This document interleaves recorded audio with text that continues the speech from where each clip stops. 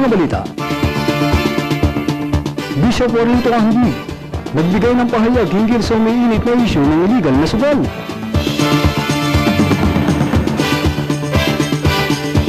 Orientation ng PhilHealth sa national registration, isinagawa.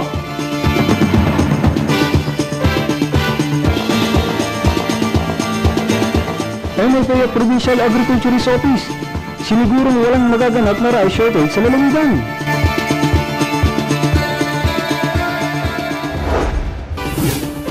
Magandang gabi, Oriental Mindoro, ika-16 sa buwan ng Setyembre taong 2010. Ito po ang TVNet Newsline. At sa detalye ng ating mga balita, umaga ng ika-16 sa buwan ng Setyembre nang ganapin ang huling araw ng Sports Fest 2010 sa Minskat, Calapan City Main Campus sa Barangay Masipit, Lungsod ng Calapan. Nilahukan na naturang palarong pampalakasan sa nabanggit na paaralan ng mga manlalaro mula sa iba't ibang departamento rito, kung saan naglaban-laban ang mga ito sa larong volleyball boys and girls, basketball at iba pa. Ang ibang naroong mag-aaral naman bukod sa panonood ng mga palaro ay kinagiliwan ang pagsakay sa bangka sa kanilang lagoon.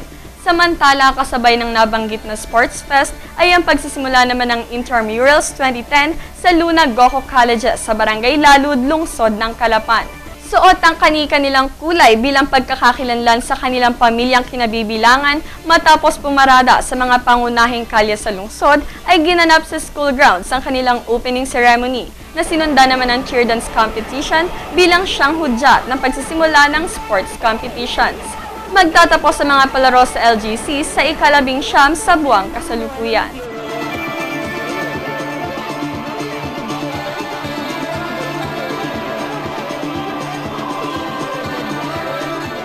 Susunod, orientation ng PhilHealth para sa national registration isinagawa. Ang balitang yan makalipas po lamang ang ilang paalala. I want my beating back. Let's go. Door.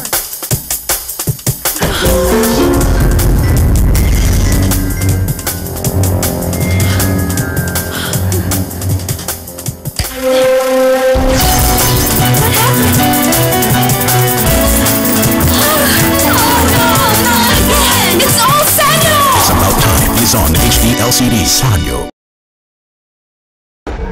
Bakit ka kasi kumabit? Alam mong di tama yan, di ba? Huwag ka nang gumamit ng pag-aari ng iba. Nakakaperwisyo ka sa mga legal na cable. Lumalabo ang signal nila. Mahiya ka naman, hoy. Illegal na cable mo, putulin na. Ano, gusto mo bang umabot pa sa kulungan? Umiwas ka na sa gulo tsaka skandalo. Huwag maging kabit. Pakabit ng tama ngayon. Supported by PCTA.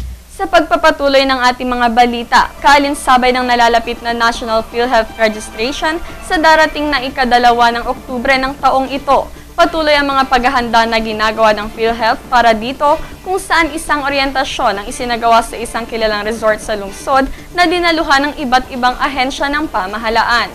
Ayon kay Paulo Johan Perez, Regional Vice President ng PhilHealth 4B, ang aktibidad na ito ay alinsunod na rin sa direktiba ni Pangulong Noynoy Aquino na mapagkalooban o magkaroon ang lahat ng mga mamamayan sa bansa ng health card, katuwang ang iba't ibang mga ahensya gaya ng DOH, DSWD, DILG at DepEd bilang kanilang katuwang sa programang ito upang higit na maipaabot ang advokasya hinggil dito.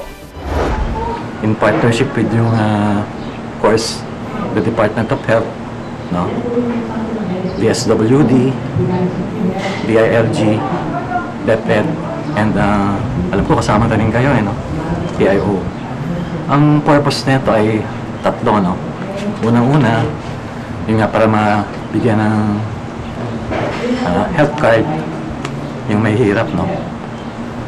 Gaya ng pinangako ng ating Pangulo, na yung wala pang health card ay papamamahigian. No? Kalawa, yung mga mag-update ng membership, may mga tanungan sa kanilang status ng enrollment sa PhilHealth, pati na rin yung mga informal sector na hindi pa kasapi, no? Kasama dyan yung mga driver, magsasaka, na meron naman pambayad. Pero ngayon, di pa miyembro. Online registration to, no? Pupunta nga sila doon, gaya nga na nabanggit. Walang kailangan na ID, kundi isang ID lang na sana government issued, no? Lisensya, gano'n. Mag-register sila doon. And kung meron silang pambayad, na magbabayad sila ng quarter, 300, para araw pa lang ngayon, ma-issue na sila ng pilat number card.